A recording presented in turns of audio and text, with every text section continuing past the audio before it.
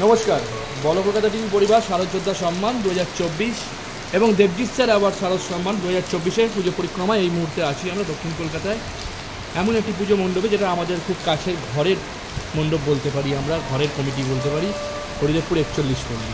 আমরা দেখাচ্ছি ওনাদের এবারে শিল্পকলা মাতৃমূর্তি আমাদের পর্দায় সরাসরি তুলে ধরছি। পুরো রাজবাড়ির আদলে তৈরি হয়েছে এই মণ্ডপ, দেখতে পারবেন কোনায় কোনায় রাজবাড়ির স্মৃতি সরাসরি দেখছেন বল কলকাতা টিভির পর্দায়।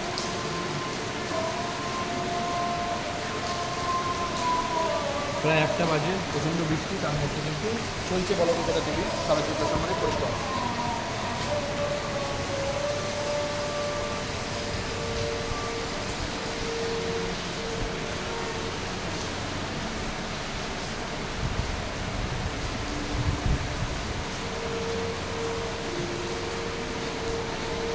যেমন বলেছিলাম ঠিক তেমনই এখানে কিন্তু রাজবাড়ির আদলে তৈরি হয়েছে এবং কোনায় কোনায় কিন্তু রাজবাড়ির স্মৃতি জড়িত।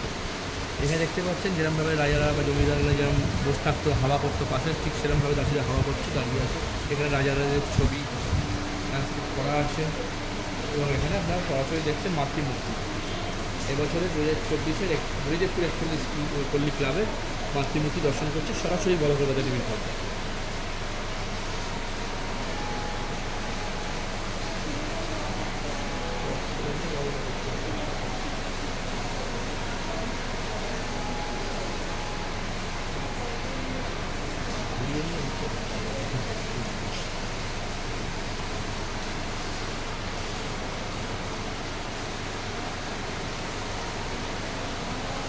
দেখতে পাচ্ছেন যে ঝাড়, এই ঝাড়ের ঐতিহ্য, রাজবাড়ির ঝাড়, এখান থেকে পুরো জিনিসটা আমি দেখাতে বলছি, কিন্তু সাংবাদিককে আস্তে আস্তে নামাচ্ছি। দেখুন পুরো মনে হচ্ছে একটা রাজবাড়িতে এসেছি আমরা, জমিদার বাড়ি, বনে দিয়ে আনা জমিদার বাড়িতে দুর্গাপুর মায়া।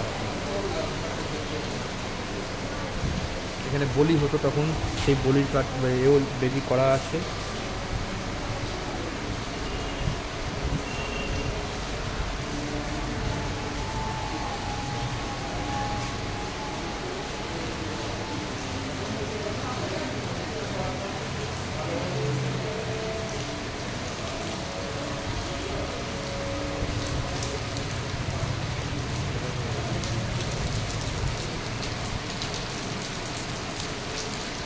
খুব বৃষ্টি, তার মধ্যে যতটা পাচ্ছি তুলে ধরছি আমরা।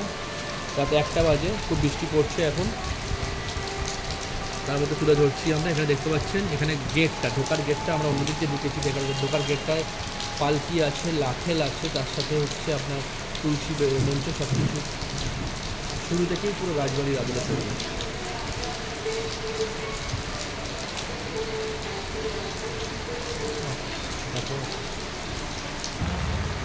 এতক্ষণ আমরা ভেতর দেখালাম, আমরা বাইরে দেখাচ্ছি বাইরের লুক হরিদেবপুর 41 পল্লী।